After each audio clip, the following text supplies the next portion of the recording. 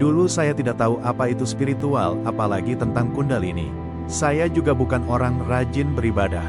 Saya hanya suka mengamati kehidupan manusia saja. Dan sering bertanya dalam hati kenapa banyak manusia yang begitu menderita, terutama mereka yang terlihat di sekelilingku. Sampai suatu hari ayah saya meninggalkan dunia ini karena menderita sakit kanker paru.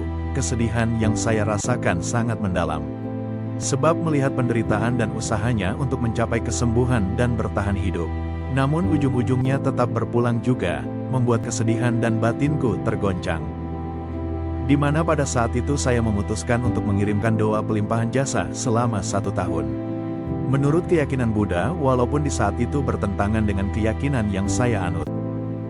Tapi saya punya alasan kuat bahwa tanpa ayah tak mungkin saya bisa hadir ke dunia ini, dan inilah bakti terakhir yang bisa dilakukan agar perjalanan beliau dimudahkan.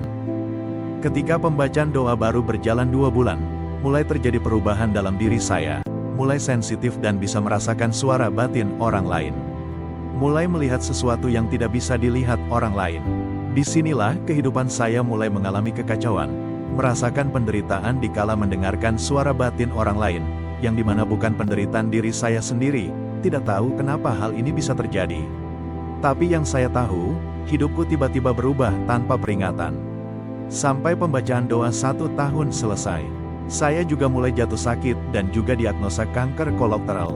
Seketika hidup saya mulai gelap dan serasa runtuh. Hubungan gagal, pekerjaan hilang, tubuh melemah di daerah penyakit dan hati ngelangsa. Begitu banyak protes dan pertanyaan kenapa semua ini bisa terjadi pada kehidupan saya. Lalu datanglah masa-masa sunyi dan terasa gelap. Saya merasa ditinggalkan oleh dunia, bahkan oleh Tuhan. Mulai mempertanyakan segalanya. Kenapa semua kehidupan menjadi kacau balau begini? Apa kesalahan dan sebesar apa dosa yang telah saya perbuat, sehingga harus menjalani kehidupan seperti ini? Setelah kelelahan mencari jawaban dan menyadari kalau di dunia ini yang tersisa hanya diri sendiri saja. Mereka yang kukenal dan kucintai menjauh dan menghilang bagai buih di lautan. Akhirnya saya mulai bermeditasi dan belajar pranayama untuk mempertahankan organ tubuh yang rusak sambil menunggu waktu.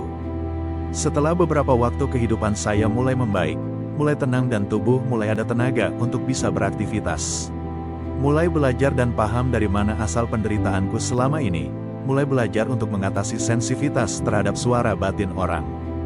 Dan di saat bersamaan mulai sering mendengar suara-suara. Mulai sensitif kalau bertemu orang dan rasa tidak nyaman yang sulit dijelaskan.